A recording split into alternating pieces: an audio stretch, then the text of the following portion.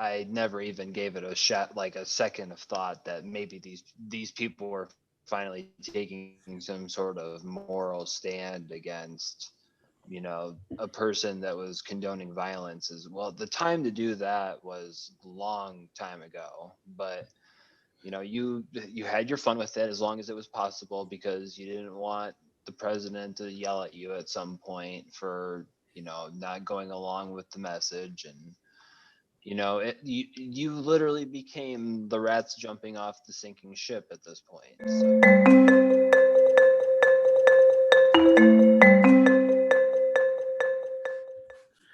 Hello, everybody. Welcome to the Moose Club. Some interesting developments here since the riots last Wednesday. So it looks like the House of Representatives is going to actually hold a vote for impeachment tomorrow, which I think was kind of expected. I think everybody pretty much thought that the House was going to have a vote before Trump left office. Whether the Senate does anything with it or not remains to be seen. But I guess one big difference this time around with impeachment 2.0 is that there's a lot more Republican support for it this time. I know Liz Cheney and the GOP leadership came out saying that she was going to vote for impeachment. So that's a pretty significant change from the impeachment in 2019. It's weird that it's 2021 and we're saying impeachment 2019. Wasn't it in 2019? It was, wasn't it? Anyway. No, it was in 2020. Was it in 2020? The first time he got impeached was at the beginning of early 20, before COVID, right? Okay. Yeah. Mm-hmm. Well, anyway. January, I believe. Yeah, because the impeachment was what distracted him from, getting America ready for it. And, classic. Yeah, right. What a move. But yeah, so a lot more Republican support for the impeachment, which is good. If you're looking at it from our perspective, which, I mean, I would argue is probably the perspective that any rational, reasonable, honest person would probably share. But regardless, we'll see how that affects things here in the last 10 days or 9 days, 8, whatever many days he has left, him being Trump in office. So what do you guys think of, just in general, the second impeachment and kind of what this means for just the Republican Party in general, and kind of how their stance on impeachment has changed since the last time? What do you think, Joe? Well, I think it's pretty hard to compare the two impeachments. Last time you were kind of, dealt a hand where you didn't have, how do you put this? You didn't have a story where everybody was going to be forced to agree upon what happened, because you were just going by how a whistleblower's complaint was taken in, how it was handled. There was multiple people along the way that they could blame and everything like this. The invasion of our capital was done on TV, incited on TV, done for not even political purposes, but just pure loyalty to one man. And the sad thing about it is, and I get it, because it would have different meaning if you were a part of it, but I think a huge difference with this now is these Congress representatives were in the direct line of fire, which might not be the best terminology for what happened, but they were in danger of this insurgency, this insurrection on our beacon of government. So I think that's changing a lot. Also, I think a lot's changing because like Twitter banning Trump, he's kind of gotten his microphone taken away. So sadly, I think people are less scared of him just because, he can't send angry tweets. But overall, I think this is going to get a lot of bipartisan support in the House. This is not going to lead to a removal from office, I don't think, but I think the main mission, and I don't think it's any bit political, Democrat or Republican, I think the main mission from this impeachment is to make sure that he can never run for federal office again. So that's my thoughts. Well, so how does this work? So if the House passes it, which they will, does that mean he can't run for federal office again? Or does it also? He has to be convicted. He has to be convicted of impeachment with like a sidebar of saying like he is banned from ever running from federal office again, because like technically somebody that would be removed from office doesn't necessarily mean that they can't run from office, but they can add that provision in. Gotcha. Which they have. It's actually in the article of impeachment they have that the House is voting on tomorrow. I've seen a lot of talk about the 14th Amendment and how they can essentially use that to prevent him from running again. Anyway, I think that would be a win. I'm inclined to think that. Go ahead. This has nothing to do with the 14th Amendment, but yeah, it's basically the same idea. No, the 14th Amendment is more established because of the coming back from the Civil War. They wanted to make sure that people that, worked along and abetted the Confederacy would never be in public office. That makes sense. Yeah. So, it kind of roughly equates to the 14th Amendment, but like if Nixon would have been removed from office and not resigned, just because you're impeached doesn't mean that you can't run. You can't run for office. But they could have also, on the case of Nixon, said like, "Hey, we're not allowing you to hold federal office again." Gotcha. So, it doesn't necessarily mean that they're using the 14th Amendment this time, but they are actually saying, like in the article of impeachment, like we're barring you from ever running for public office again. Right. Okay. Interesting. Bork, what do you think of just impeachment version 2? Well, yeah, it is kind of what Joe was saying. It is very different than the first time around because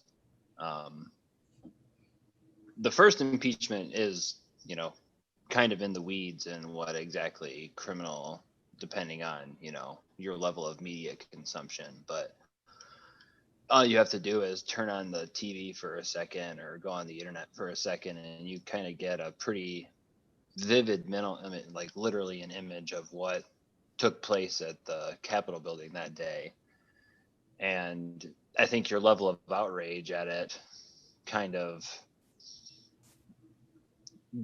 depending on what, it seems that most of the politicians at this point are pretty much against this right now. But I don't know, it seems like there does seem to be some GOP congressmen and potentially senators that think that whatever voter base is supportive of this kind of stuff is worth kind of, I don't know, just seeing where it goes. So that's what I think is so interesting about like, I do think impeachment will go through the House pretty easily, and then I honestly don't know what removal will bring in the Senate. Probably not. I would just based on what the Senate, but maybe I mean, if the ground starts shifting even more than they already kind of are, then I mean, things could happen quickly, and then it's just a foregone conclusion that Trump just has to be removed in the Senate. Like, there's just no way. But I don't know. I don't think that there's enough people in the Senate that are ready to cut bait with Trump's base and run in another election after voting to remove him. That's just, you know, what I mean, that's just what the Republican Party is now. Like Right. they do have to potentially fend with a vote that voting to impeach Trump because of what happened at the Capitol building, which seems like it would be pretty safe, but that could be a dangerous vote for some people, and it probably will be.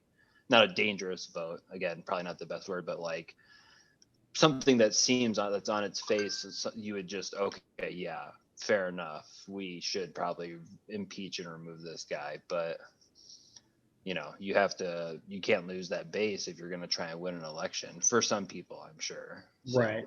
we'll see. I think Liz Cheney voting for impeachment should tell a lot about what she thinks her hand is, because I mean, she's the only congressional person from Wyoming which Trump won by 50%. Like, I'm not saying you're wrong. I agree with you. Like, this is the party of Trump and how they have to react to his downfalls. But I think Liz Cheney, being a person that's in leadership, probably shouldn't, or probably, under no reason should fall in a re-election. She has to feel pretty good about herself to say, hey, I'm going to do this. But Yeah, I guess we'll see. I would just venture that she's probably in a pretty safe district, whether she gets the Trump voters or not. well, she's based on it's not a district.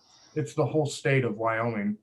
Yeah, she's the only congressional. Oh, well, even like, I mean, yeah, she's still in Wyoming nonetheless, but that's my point, though. I'm sure yeah, it helps being in a place like just Wyoming where, well, there's also, I mean, this would, because one of those people do vote for the Democrat. Right. Yeah, I get what you're saying. Vote. I get what you're saying. I mean, she could be primaried, but I mean, I think there's also, I mean. Well, yeah, that's I 100% agree with that, though. That's true.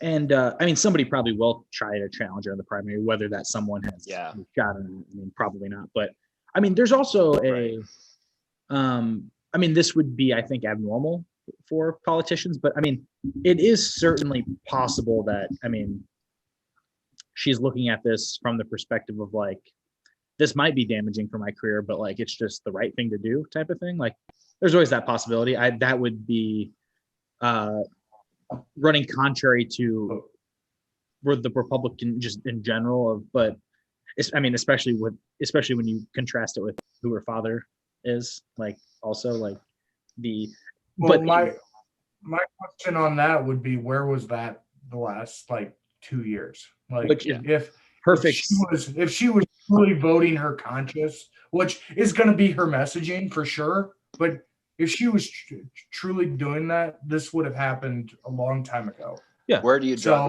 the line at doing? Yeah, but I think the more important question isn't like the moral code. I think the more important question and the real question is, where along the line did she think it is a smart political play to do this? Right. And I think with Trump only having 2 weeks left, him coming off of a week that is obviously number one of worst weeks for a sitting president ever.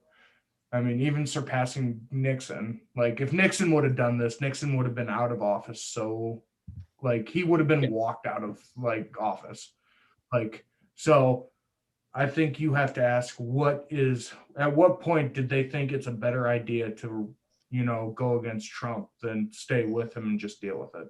Yeah. So that's kind of leads into what I wanted to talk about next. Well, two things I want to talk about. First is the what is this going to mean?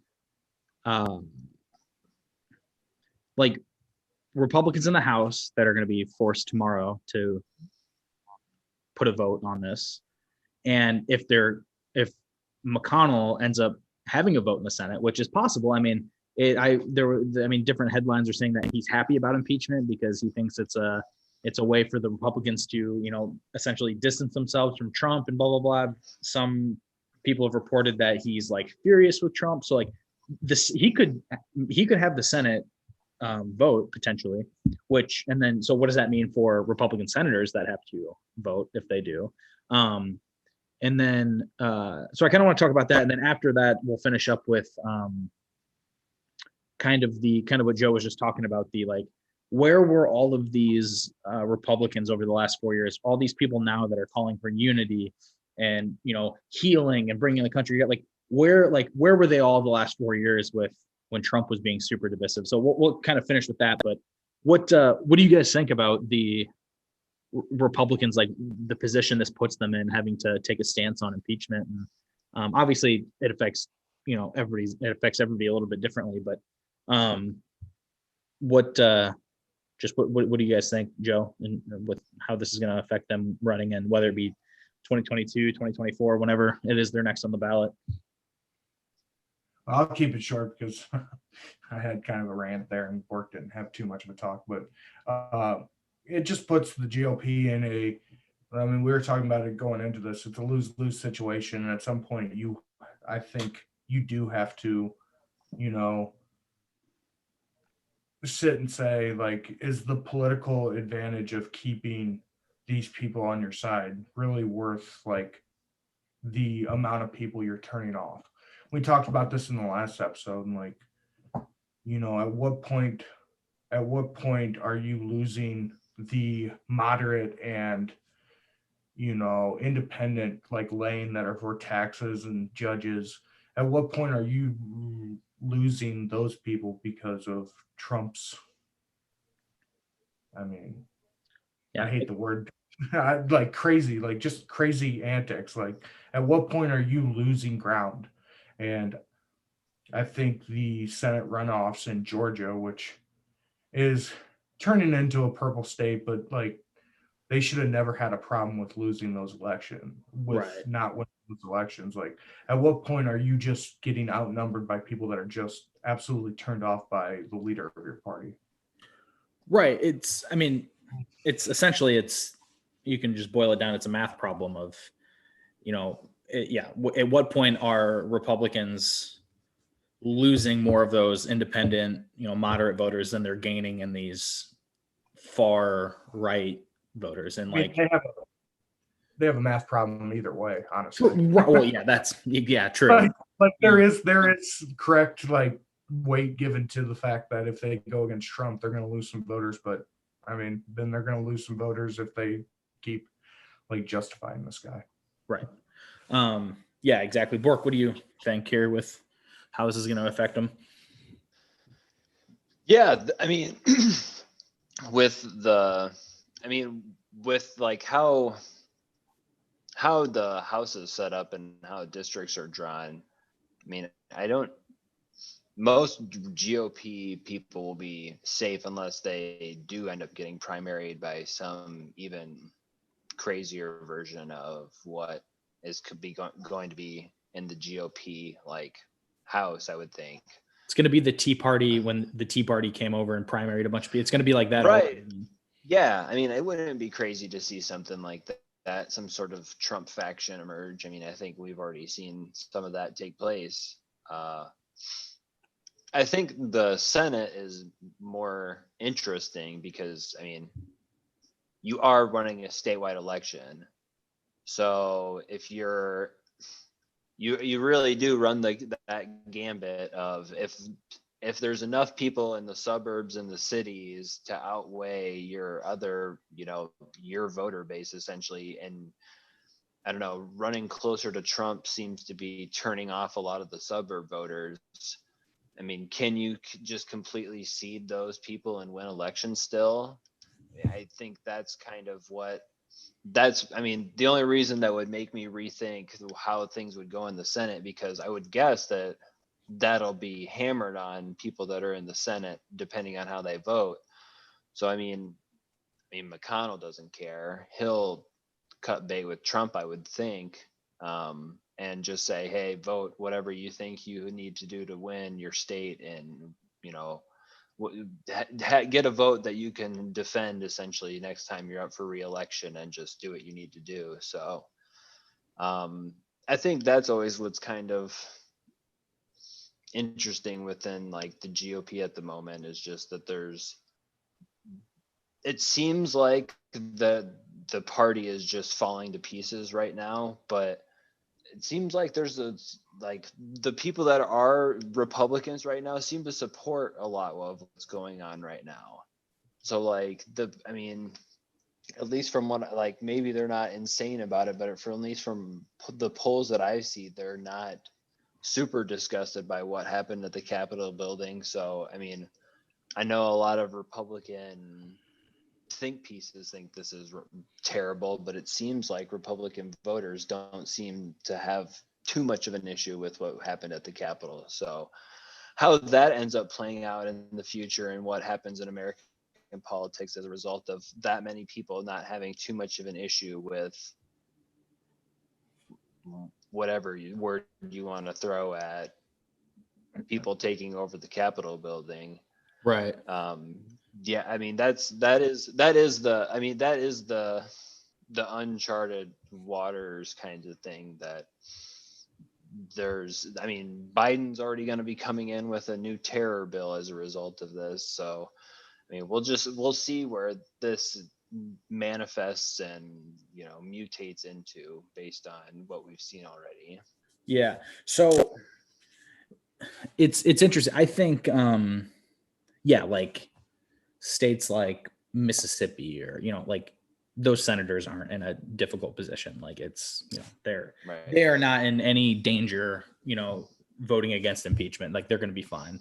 It's the states like North Carolina or Wisconsin where if you're a Republican sitting in that seat and you vote against impeachment, like you're in trouble. Like you I think Ron Johnson's in trouble anyway, but and on the House side, I think Trump just got a 6-year freaking re-election too, so he's not in any reason to worry. But the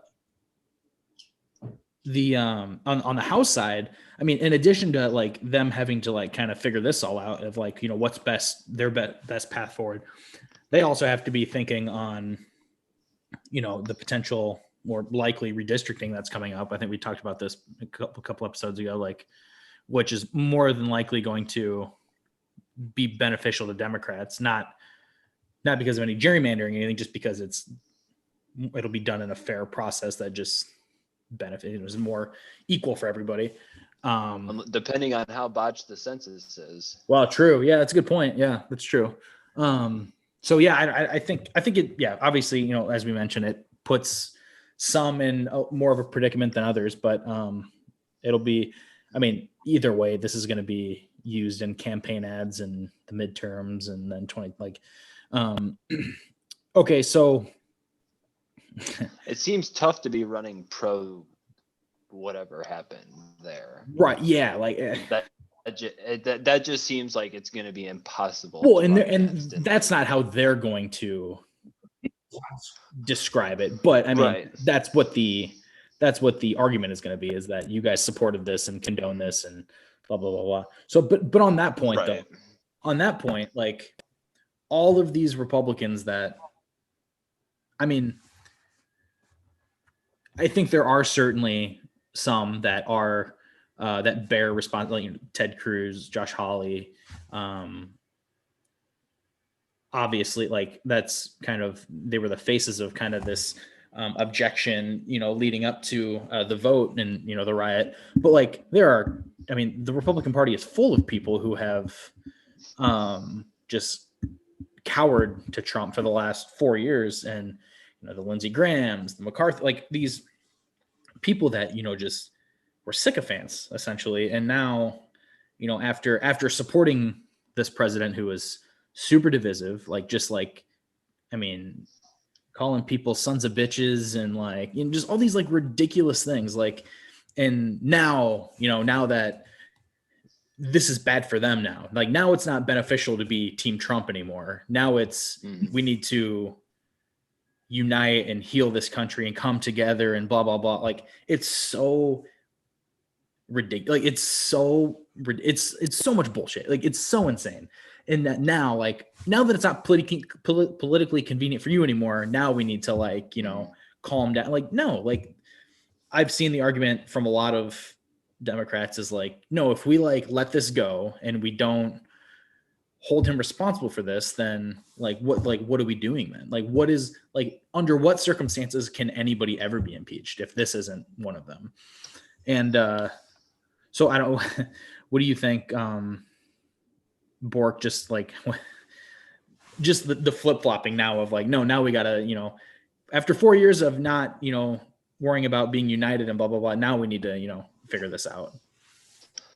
Well, yeah, that's kind of why I never even gave it a shot, like a second of thought that maybe these people were finally taking some sort of moral stand against, you know, a person that was condoning violence as well. The time to do that was a long time ago, but you know, you had your fun with it as long as it was possible because you didn't want the president to yell at you at some point for, you know, not going along with the message. And you know, you literally became the rats jumping off the sinking ship at this point. So I mean, it's not too surprising. It's, you know, do we give any more credit to the people that jumped off ship earlier? I don't think so. I mean, they knew what they were signing up for, you know, at least within the administration they did, but at least as elected officials, you are, you know, not necessarily, I mean, I understand he's the leader of your party and whatnot, but you still have to show some sort of independence if you think you're going to remain in your position for any amount of time, I think. And I don't know, maybe not, but it just seems like pitching your wagons to a guy like Donald Trump just on its face seems like a terrible idea. But I mean, if maybe you just have to. And you know, that, I mean, that's like, it's not commendable for these people to do this at all, but you know, if they were in the position where they just had to, then you know, they're just terrible people doing the bidding, and they refuse to lose an election to do, you know, what would be the right thing would be to curtail some of this guy's, you know, impulses and whatnot. But you know, that could hurt them in an election at some point. So why would I want to do that? Why don't I just go along with this for however long? And you know, most of the time it doesn't end up like, you know, rioters in the Capitol building or, you know, armed rioters in the Capitol building. But yeah, that's what I think is going to be the big takeaway for, you know, the GOP, like just how much, I don't know, not necessarily collaboration with this kind of stuff that they just have kind of skirted by with for a long time. But now that it's finally fomented to a degree that Trump has taken it to, now there's all the, oh my gosh, what is all this going on around us? Well, Right. I feel like there's been this element within the Republican Party for a good amount of time, and there's been not necessarily things like this happening, but there have been other incidents or outspurts of stuff like this that should have been warning signs. But Yeah. you know. And not just real quick, Joe, not that it's impossible for like it's certainly possible that some of these politicians truly like this was their breaking point, and like now they're like, you know, that sure it might be politically convenient, but it's possible that some of them might not be doing it out of, you know, convenience, you know, for their careers. But like, number one, you're not going to convince me of that. Like, you're not like that. Okay, that might be true. Like that can be true. You're not going to convince me of it. Number two, like, what does it say about you that like this is like after everything that's happened the 4 years, like this was the breaking point? Like the countless other things before this wasn't the breaking point. It was this thing that, you know, like you had plenty of chances. Like, So Joe, what are your thoughts, Joe, on just now we have to unite everybody all of a sudden? I guess like, so there's a 2-part answer to this that I really want to hit on. I guess I'll start with the breaking with Trump, not the Republican, party, but just Trump as a person. I think that I'll give a little bit of cover to people. Like, this is the first time, like, I was for impeachment the first time. I think he crossed a barrier with taking taxpayer money, especially taxpayers that did not vote for him, and used it as a political advantage for his reelection. But like I said earlier, I can understand like the playing and like the game of why the first impeachment didn't work. Yeah. But just breaking with Trump, like, this is the first time like he has done something that is just like 100%. There's very little people that can make an excuse for this. And if some people really view it as their like breaking point with him, like, good for you. I think you're full of shit, but like, as long as you find like peace with it, whatever. But the one thing I will say is I am sick and tired of hearing like Republicans, like even Mitt Romney. Like, I like Mitt. I think Mitt's a decent person. But Mitt Romney was playing to these like less popular and like crazy ideas in 2012. Like, he got on a debate stage and accused, or was falsely accusing, Obama of stuff that happened with Benghazi. Like, you can track this back to the 90s. I don't know exactly when it starts, but I think a very big focal point of like when these like events started happening to where this was gonna come to a head was the picking of Sarah Palin as the vice president in 2008. Like, she gave a voice to people that were, dangerous and outside the norm and on the fringes. Follow that up with just an enormous amount of talk of the idea of voter fraud. Like, this was the logical conclusion to a 8-year, 12-year assault on, voter suppression and saying that we needed to fix voter fraud. Like, this is what this whole angry mob was about. They honestly think that this election was stolen from them on a lie that's been fomented by the Republican Party. Like, it's not even the fringes, like by the Republican Party. Mm-hmm. Yeah. Of an issue that wasn't an issue. And like, you play with fire, and then you have somebody that's dumb enough to, pour gasoline on it, which the Trump family and Mo Brooks and Rudy Giuliani are. Yeah. Like, it blew up in the face. Well, don't come back in this, impeachment hearing and say, I don't know how it got to be this bad. Like, yes, you do. Yeah, You did this. Like, who provided all the wood for the fire? It's the same people saying like so many people, believe the election was, fault or like full of fraud. Well, the reason why people think this is they have Fox News, Josh Hawley, and Ted Cruz telling them this. Right. Like, and Donald Trump. Give me an example outside of, just GOP talking heads that are saying that this election was stolen. Nobody. Right. No, So, you're exactly. I have no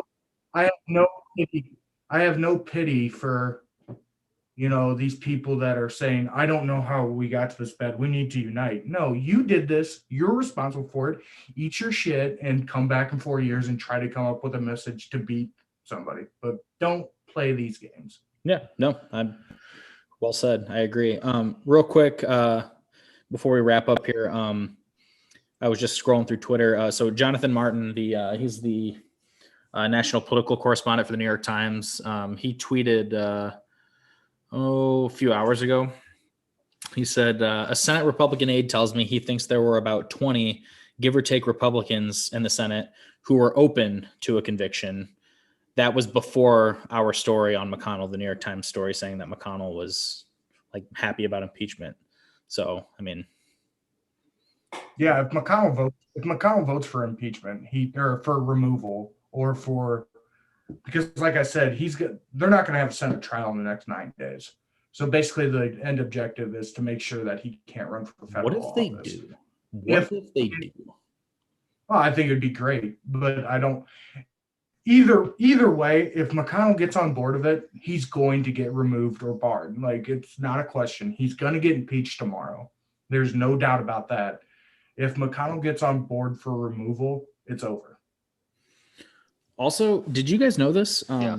I know I said last thing last time, but last thing I promise. Did you know? So apparently McConnell told Biden that he'd be all for Merrick Garland as AG. And when he told Biden that, he reminded Biden that he urged Trump to name Garland as the head of the FBI after Comey. Did not know that. What was that? What was that? McConnell told Biden that he would support Garland for AG. And when he told Biden that, he said that McConnell reminded Biden that he had urged Trump to name Garland to succeed Comey as the FBI director. I don't know if that's true. This is just what the New York Times is reporting, that that would have been a political. That just shows like how brazen of an asshole like McConnell is. Dude, he's Obama talks about this in his new book. Well, Obama talks about this in his new book. Like, Obama went into like being president of like blah blah blah, and then he met Mitch McConnell, and he said something to Mitch McConnell of like, "Hey, what are we trying to do for the American people?" And like McConnell basically said, "I think you're misjudging that I care." Like, McConnell's just a trash human. Oh, no, not surprising. Okay, so how do you not hold a freaking thing for? No, Sorry, I'm just gonna go off and do another rant. So yeah. Anyway, the House is. I keep saying tomorrow, so I guess I should get this episode uploaded tonight. Now, I keep kind of cornered myself with that. So yeah, tomorrow the House is voting on articles of impeachment or article of impeachment. So, I mean, I think we all know how that's going to turn out, but it'll be interesting to watch nonetheless. Yeah, and then we'll kind of see how things unfold here after that, whether they hold a vote in the Senate or if they wait until after the inauguration or if they just never do it at all. Anyway, make sure that everybody watching likes, follows, shares, and subscribes Moose Club Pod right there on the middle of your screen. And then you can look for us on Spotify as well by searching the Moose Club. All right. Be on the lookout for future episodes. Thanks for watching.